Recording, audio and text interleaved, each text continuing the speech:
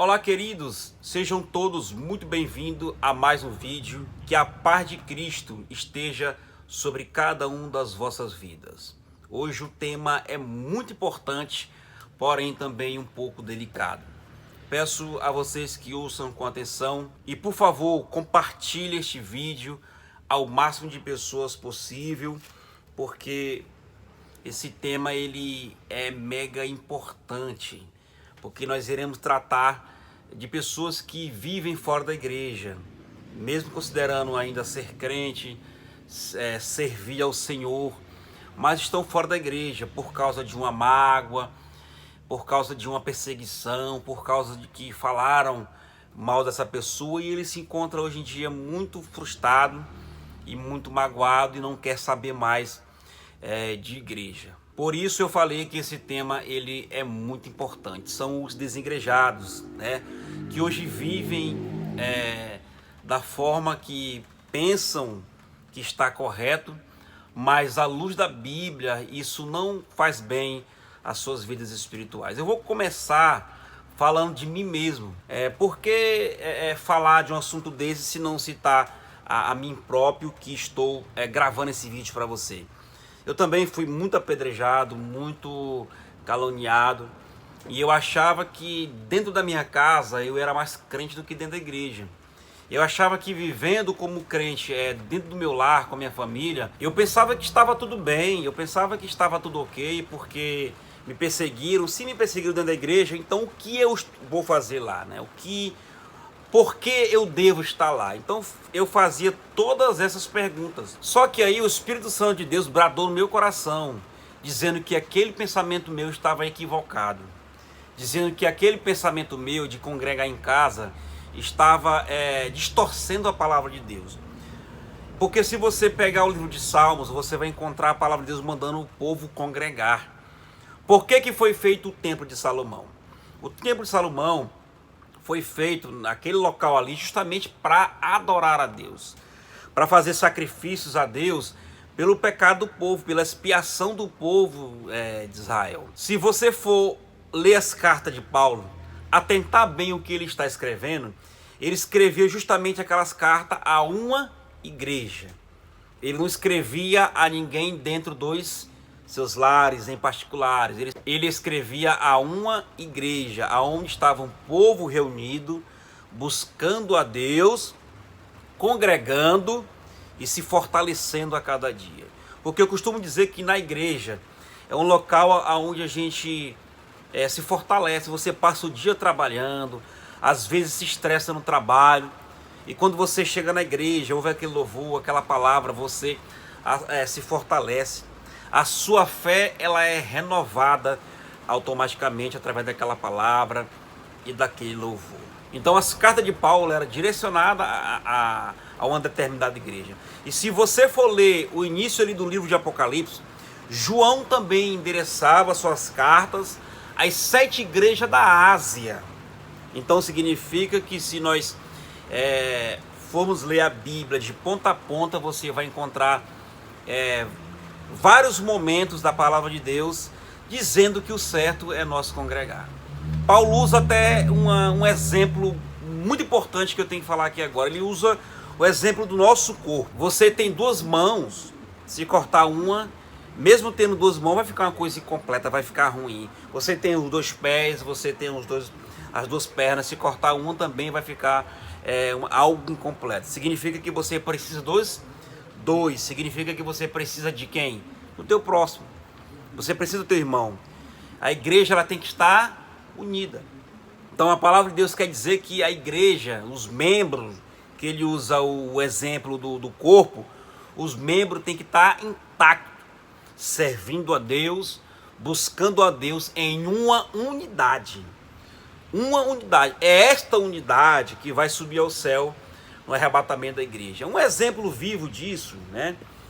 Primeiro livro de Coríntios, né? Primeira carta de Coríntios, capítulo 12, e o versículo 26 e 27 e 28, que diz assim: de maneira que se um membro padecer, todos os membros padecem com ele. E se um membro é honrado, todos os membros se regozijam com ele. Ora, vós sois o corpo de Cristo, e seus membros em particular. E a uns pôs Deus na igreja. Olha só o versículo 28.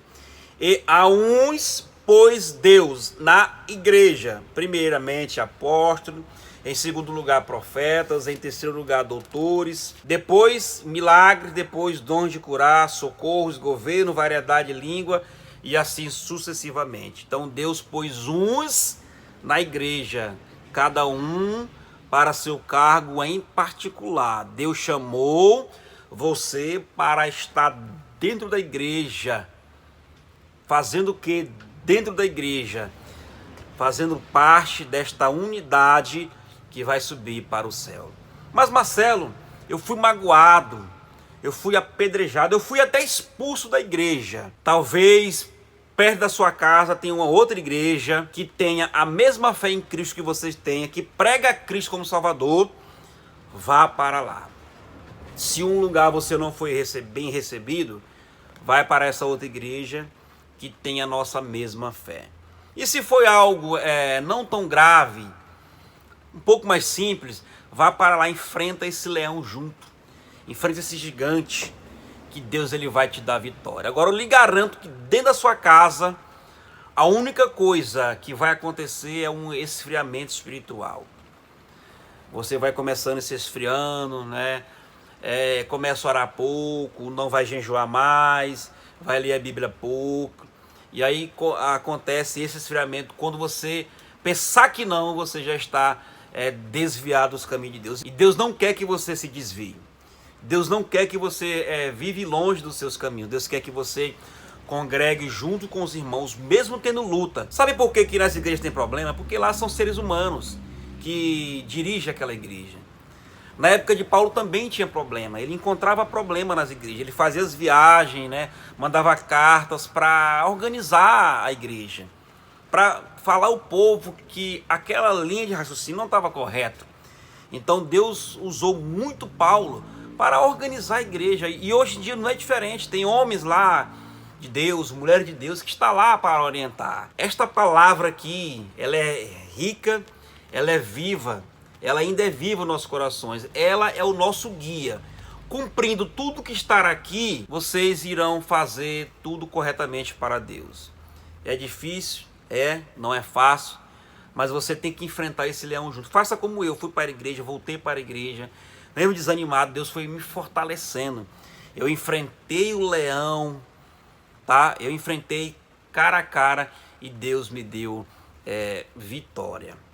Então não ligue para o que as pessoas falam de você, não ligue para as pedradas, não ligue para as calúnias, porque tudo isso vai servir de uma ajuda, de uma escada para o teu ministério. Tudo isso é permissão de Deus para que Ele possa te levantar, fazer de você uma pessoa forte e destemida, porque Ele tem um projeto, tem uma obra na tua vida. Então se você se afastar com a primeira pedrada que acontece, então significa que você ainda está debilitado espiritualmente. Então você precisa se fortalecer na presença de Deus. E em casa eu acho muito difícil você se fortalecer. Você pode orar, pode jejuar, mas a unidade está completa em você. Você precisa estar junto com aquele povo, adorando e exaltando a Deus. Então se você pegar a palavra de Deus, você vai encontrar tudo isso escrito aqui. As cartas de Paulo, direcionadas às igrejas, o Apocalipse, você vai encontrar no Pentateuco, né, o povo de Deus ali se organizando, se ajuntando para cultuar a Deus, tá? Você sozinho não vai vencer essa batalha. Você precisa de ajuda, você precisa de um orientador, você precisa de um pastor. Salmo 23, para nós concluirmos esta palavra. O que diz? O Senhor é o meu pastor e nada me faltará. O teu Deus, o nosso Deus, Ele é o nosso grande pastor. E Ele deixou a liderança da igreja para te ajudar, para te orientar, tá bom? Então vai para a igreja, seja forte e firme, que Deus vai te dar vitória em nome de Jesus.